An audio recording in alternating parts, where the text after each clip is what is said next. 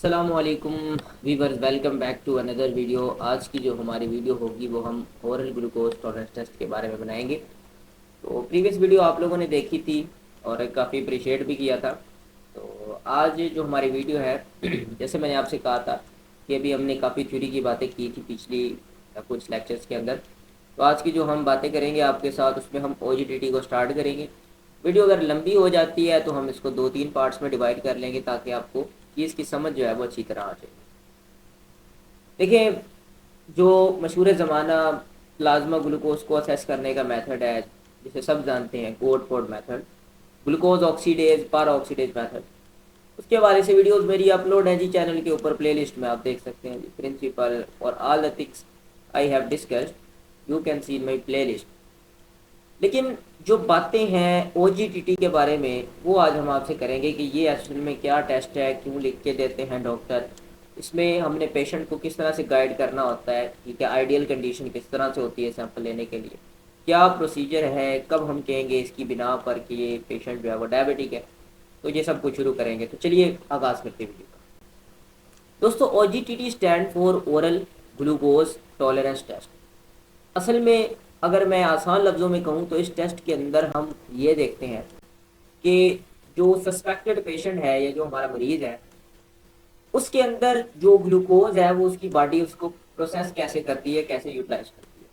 ये कैसा टेस्ट है जिसमें जो ग्लूकोज है वो पिला दी जाती है पानी में मिक्स करके। हम डिस्कस करेंगे प्रोसीजर में कितनी और कैसे, और उसके बाद हम मुख्तलिफ जो है वो रीडिंग्स देखते हैं।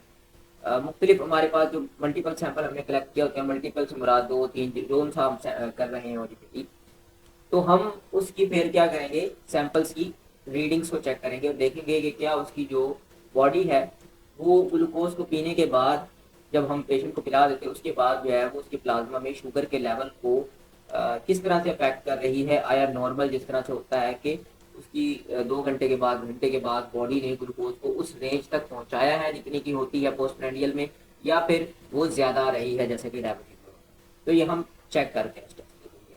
तो ये कुछ ओरल ग्लूकोज टॉलरेंस टेस्ट आसान लफ्ज़ों में जो कि मैंने समझाया उन लोगों के लिए जो कि सिंपल पर्सन वीडियो देख रहा है, तो उसके लिए मैंने ये बताया ताकि वो समझ सके।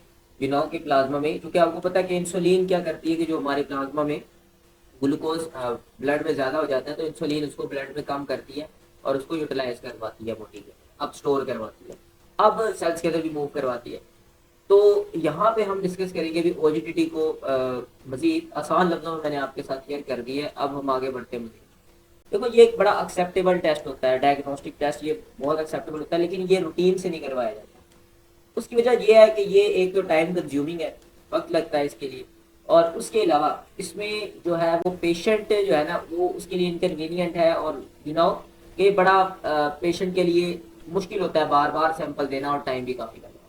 तो इसलिए ये है तो अच्छा मेथड, लेकिन हम ये कहते हैं कि इसको रूटीन में जो है वो नहीं लिख के दिया जाता। तो अब देखते हैं कि कब इसको लिख के दिया जाता है, उस पर थोड़ी सी फिर बात कर लेते हैं, जिसको हम इंडिकेशंस कहते हैं।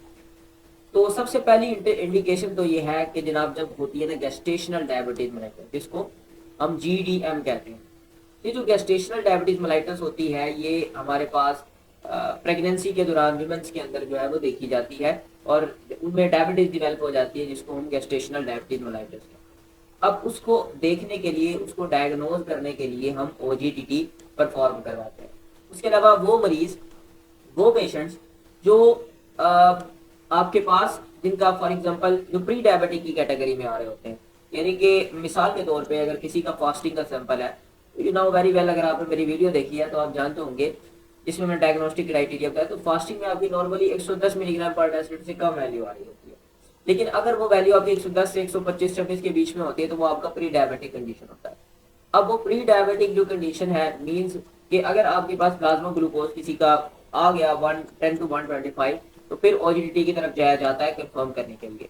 उसके अलावा अगर किसी का 2 आवर्स का या पोस्ट प्रेंडियल जो है, जो हमने प्लाज्मा ग्लूकोज चेक करना होता है, वो वैल्यू उसकी जो है 140 नॉर्मल होती है, उससे कम होनी चाहिए। अगर 140 से ज्यादा आ रही है, यानी 140 to 200, तो उस केस के अंदर हम ये कह देते हैं कि यार ये भी प्री डायबिटिक की कैटेगरी में मालूम होता है ना, तो इसीलिए फिर हम इसको भी OGTT की तरफ ले जाते हैं।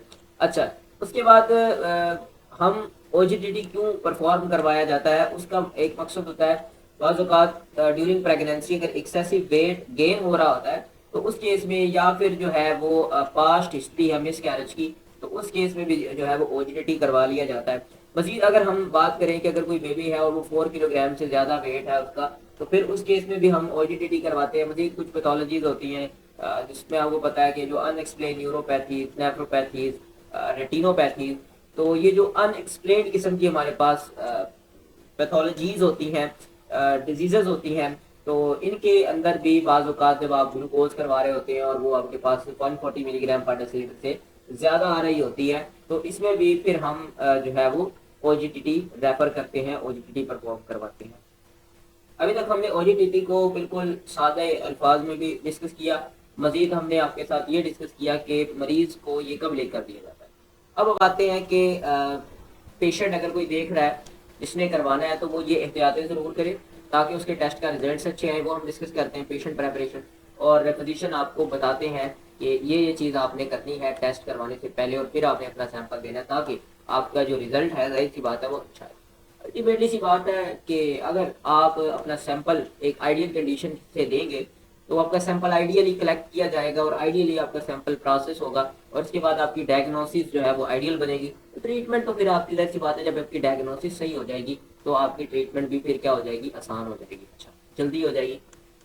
पेशेंट प्रेपरेशन में देखें, पेशेंट जो है वो क्या हो, चल फिर सकता हो सर थोड़ा सा, यानी कि वो जख्मी ना हो। सबसे पहले हम याद रखते हैं कोई ट्रॉमा ना हो प्रीवियस उसे, कोई 2 वीक्स के अंदर किसी किस्म का जो है वो ट्रॉमा नहीं होना चाहिए।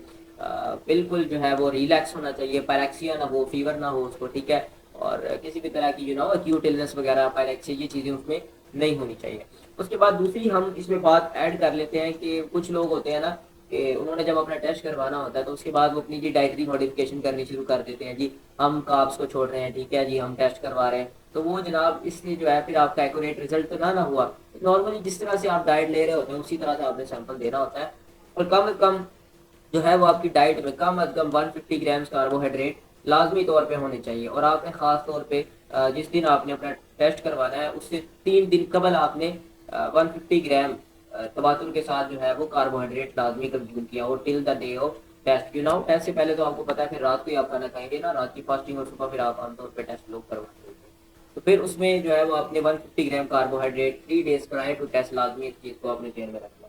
उसके बाद कोई भी ऐसी ड्रग जो आपके ब्लड ग्लूकोज लेवल को अल्टर करती है, कोई भी ऐसी ड्रग जैसे कि सैलिसाइलेट्स हो जाते हैं, स्टीरॉइड्स हो जाते हैं, ये सारी की सारी चीज़ें जो आपकी प्लाज्मा ग्लूकोज लेवल को अफेक्ट कर रही होती हैं, तो इनको भी आपने कम अज कम जो है एटलीस्ट टेस्ट वाले दिन जो है वो स्किप कर देना है, ठीक है जी। उसके बाद याद रखें कि सर्कैडियन वेरिएशंस को अवॉइड करने के लिए हम ये कोशिश करते हैं कि आमतौर पर मॉर्निंग स्पेसिमेन कलेक्ट किया जाए, और लोग भी ज़्यादातर जो है वो मॉर्निंग स्पेसिमेन ही प्रेफर करते हैं 7 से 9 का, क्योंकि एक्चुअली देखें रात की फास्टिंग करना काफ़ी आसान है। मीन्स आप रात को सो जाती हैं और सुबह इजीली आप जनाब सैंपल प्रोवाइड कर सकते हैं। इस तरह आपकी 8 से 12 घंटे की फास्टिंग भी हो जाती है जो नेसेसरी होती है।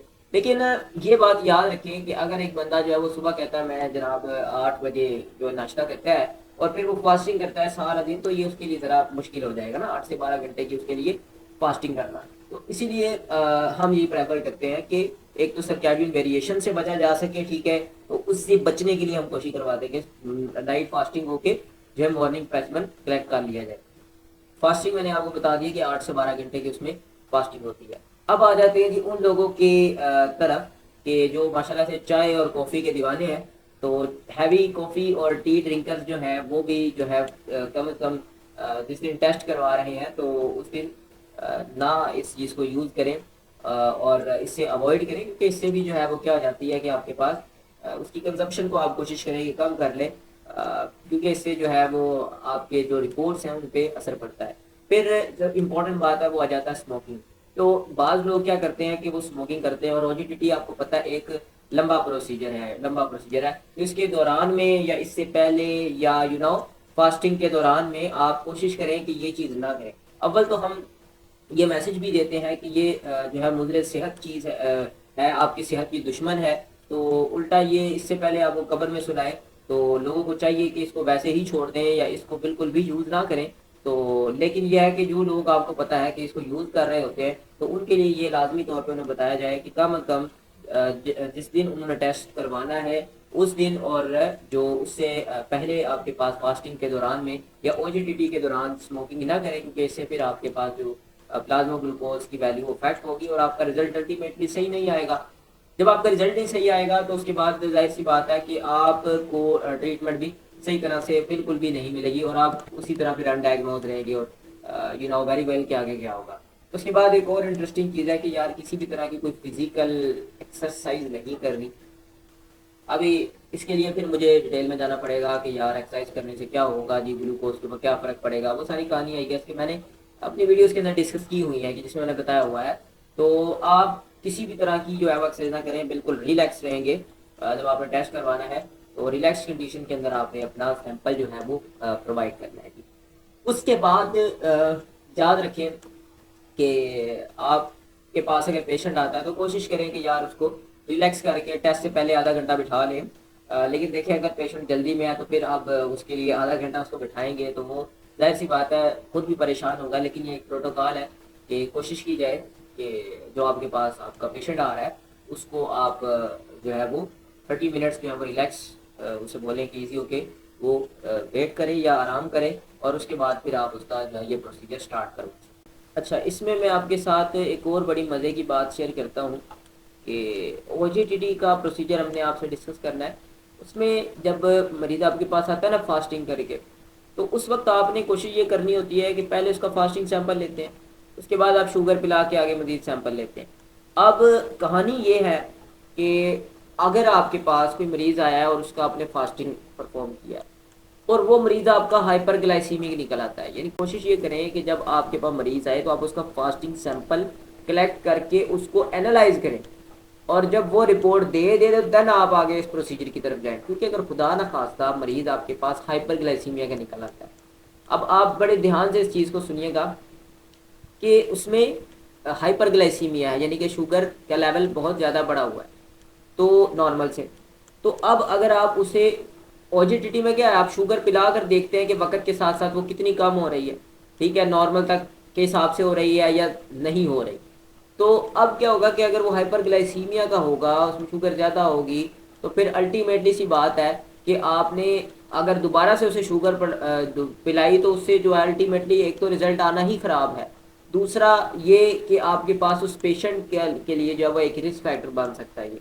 तो इसीलिए जो हम कोशिश ये करते हैं कि अगर पेशेंट हाइपरग्लाइसीमिया का होता है, आप इसीलिए पहले कोशिश करते हैं कि उसका जो फास्टिंग का जो स्पेसिमन होता है उसको डिटरमाइन कर। तो अगर वो पेशेंट हाइपरग्लाइसीमिया का निकल आता है फास्टिंग के रिपोर्ट्स के मुताबिक, तो फिर आप मज़ीद उस प्रोसीजर को या ग्लूकोज के लोड को आप कॉन्ट्राडिक्ट कर देते हैं, उसको ख़त्म कर देते हैं। दोस्तों, मैं उम्मीद करता हूँ कि यहाँ तक आपके पास बातें क्लियर हुई होंगी।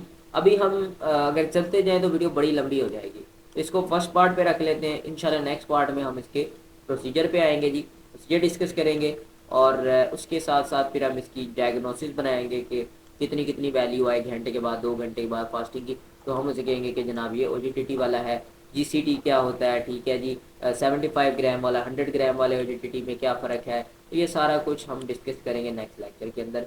अब तक के लिए इतना ही, मुझे इजाज़त दीजिए। और यार अगर चैनल सब्सक्राइब नहीं किया तो भाई जान सब्सक्राइब कर लें, फ्री में है, इसमें आपके कोई पैसे नहीं लगने हैं जनाब, इसमें आपकी कोई कास्ट नहीं आनी। सिर्फ आपने एक इधर नीचे सब्सक्राइब लिखा होगा ब्लैक कलर का, तो आप उसे प्रेस कर दें और अल्लाह भला करे आपका जनाब, आपको सारी वीडियोस जो है वो मिलती रहेंगी। अब तक के लिए इतना ही, अपना रखिए बहुत सारा ख्याल, मुझे भी दीजिए इजाज़त। अगर सवाल है कोई आपका तो मेंशन कीजिए कमेंट में। अब तक के लिए इतना ही।